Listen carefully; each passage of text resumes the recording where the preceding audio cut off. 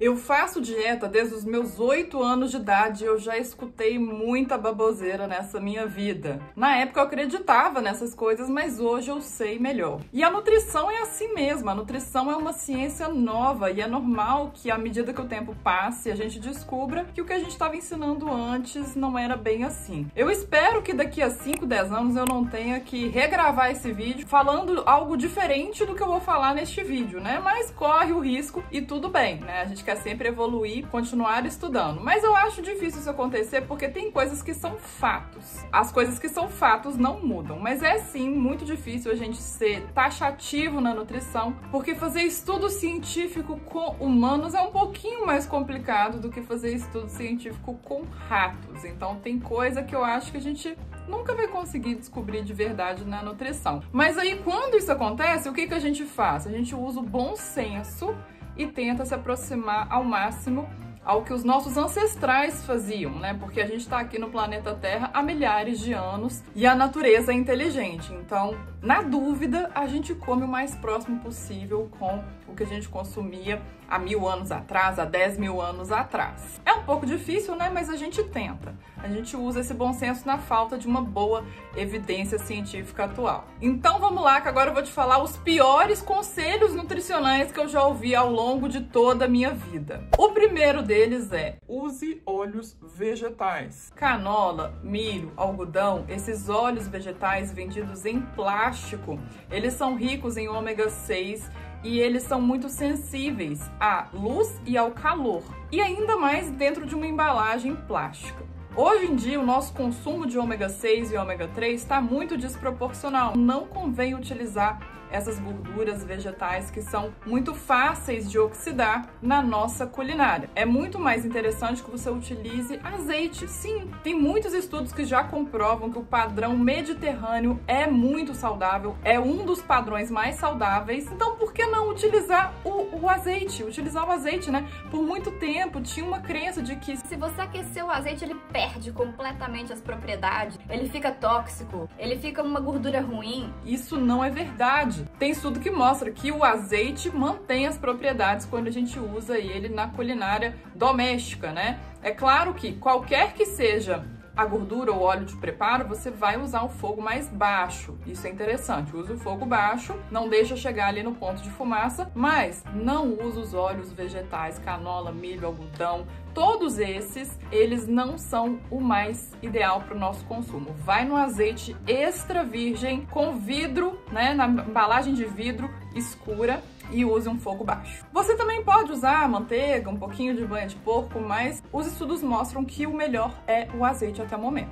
Margarina é melhor do que manteiga. Por anos, lá em casa, a gente usava só margarina, que tem um gosto muito inferior à manteiga, né? Tem gente que gosta da margarina porque ela não endurece em temperatura ambiente, mas a manteiga ela é muito menos processada, né? Ela tem sim ali um teor de gordura saturada, mas ela é muito mais natural, muito mais saborosa. Então utilize um pouco de manteiga se você gosta, né? Mas a margarina, ninguém tá usando margarina 1000 anos atrás, né? Então vamos desconfiar disso aí. No início, a margarina ela tinha gordura trans, agora realmente tem marcas que não utilizam a gordura trans, pelo menos isso, mas ainda assim a margarina não é superior à manteiga. Ela continua sendo um ultraprocessado e segundo o nosso Guia Alimentar Brasileiro, que foi publicado em 2015, se eu não me engano, ele pede pra gente usar menos ultraprocessados e mais alimentos in natura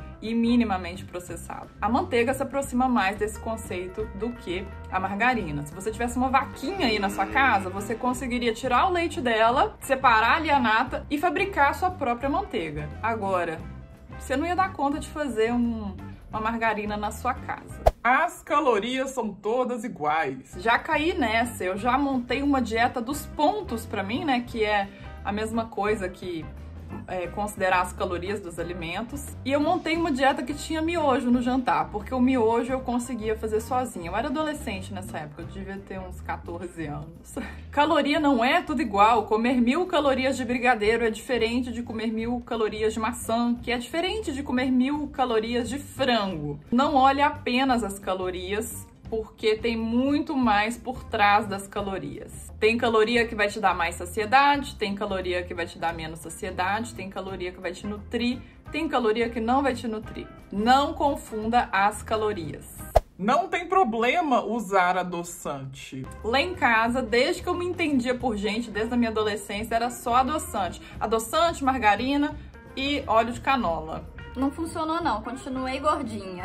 O adoçante, ele parece inofensivo, né? A gente tem adoçantes naturais, a gente tem adoçantes artificiais. Inclusive, se você quiser um vídeo só sobre adoçante, comenta aqui embaixo que se tiver muito pedido eu faço. Alguns adoçantes realmente não elevam a glicose, mas isso não significa que convenha usar eles diariamente. Os adoçantes têm sim prejuízo para a nossa saúde intestinal e eles podem mexer no nosso metabolismo e na nossa escolha alimentar. Eu vi um estudo recente que comparou o consumo de água com açúcar e água com adoçante. Um grupo recebeu água com açúcar, outro grupo recebeu água com adoçante. E depois eles foram liberados para comer o que quisessem num buffet livre. E o grupo que recebeu o adoçante comeu mais do que o grupo que recebeu o açúcar. Eles fizeram esse teste com a sucralose, mas será que isso não se aplica a outros adoçantes? Então, na dúvida, 1000 anos atrás a gente não estava usando adoçante, a gente evita o adoçante. Usa apenas quando necessário. Então, pessoas diabéticas que não podem ter oscilação de glicose no sangue de jeito nenhum devem preferir o adoçante, mas ainda assim usar apenas nas receitas que precisam de adoçante, né? Nada de ficar colocando adoçante no café, no chá, no suco. Usa o adoçante quando precisar fazer ali uma receita que é mais doce e evita fazer a receita doce, deixa ela para de vez em quando. Não tem problema usar açúcar. Eu já ouvi isso, né? É assim, não sei como que as pessoas ainda falam isso, mas bom, é melhor que você coma uma fruta do que uma colher de sopa de açúcar, né? Tudo vai virar glicose no seu sangue mesmo, mas o carboidrato que tá na fruta, que tá no arroz e feijão, nas raízes, ele tá com fibras, minerais e ele vai ocupar um espaço muito maior na sua barriga, vai te dar mais saciedade. Então, assim, não tem por que você usar o açúcar de propósito. Agora, a receita é doce, você não tem diabetes. É melhor que você faça essa receita na sua casa e use o mínimo de açúcar possível. Chocolate, por exemplo, eu não tolero chocolate com adoçante. Eu vou no chocolate amargo 70%, 80%, 85%, que tem pouquíssimo açúcar e vai ser saudável se eu comer uma porção pequena. Mel e agave são melhores do que açúcar. Não, gente. 15 gramas de mel, 15 gramas de agave tem as mesmas calorias e os mesmos carboidratos do que 15 gramas de açúcar. É tudo açúcar, é tudo igual. Açúcar de coco é melhor ainda.